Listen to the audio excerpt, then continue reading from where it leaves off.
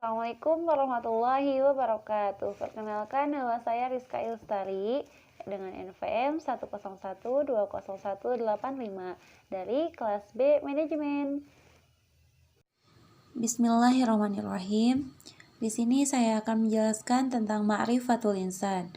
Ma'rifatul insan terbagi menjadi dua kata, yaitu ma'rifat yang artinya mengenal dan insan yang artinya manusia. Jadi, ma'rifatul insan dapat diartikan sebagai mengenali diri sendiri. Kita sebagai manusia yang diciptakan oleh Allah Subhanahu wa taala yang merupakan makhluk Allah yang paling sempurna di antara makhluk lainnya. Dan sebenarnya apa sih tujuan manusia diciptakan itu? Allah Subhanahu wa taala menciptakan dua unsur, yaitu bumi dan langit. Sebagaimana firman Allah Subhanahu wa taala dalam Quran surat As-Sajdah ayat 7 sampai ayat 9. Yang artinya yang memerintahkan segala sesuatu yang Dia ciptakan dan Dia memulai penciptaan manusia dari tanah. Kemudian Dia menjadikan keturunannya dari saripati air yang hina. Kemudian Dia menyempurnakannya dan meniupkan ruhnya ke dalam tubuhnya. Dan Dia menjadikan pendengaran, penglihatan, dan hati bagimu. Sedikit sekali kamu bersyukur. Setelah kita mengetahui dari apa sih kita diciptakan dan dari mana kita berasal, kita harus tahu hal apa saja yang ada pada diri manusia, sehingga manusia dipandang lebih tinggi derajatnya dan dibandingkan makhluk Allah dengan yang lainnya. Di sini ada beberapa unsur manusia. Yang pertama yaitu kolbu, yang artinya hati.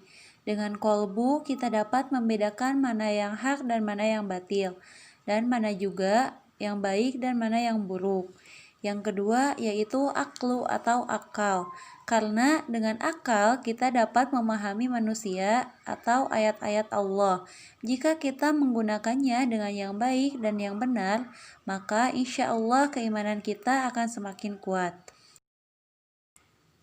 Yang ketiga yaitu jasad. Jasad adalah unsur yang paling penting bagi kita semua, karena tanpa jasad, tekad dan pengetahuan hanya akan menjadi impian dan teori yang kosong.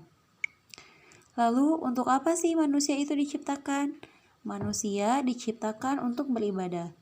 Dan apa itu ibadah?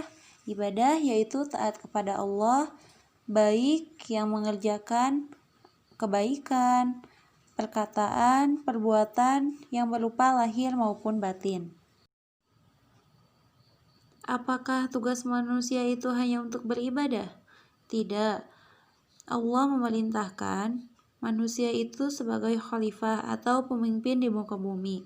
Allah telah memberikan akal dan pikiran kepada manusia dan manusia mampu memanfaatkannya sebagai sumber daya yang ada di alam bumi dan menyebarkan ayat-ayat Al-Quran di muka bumi.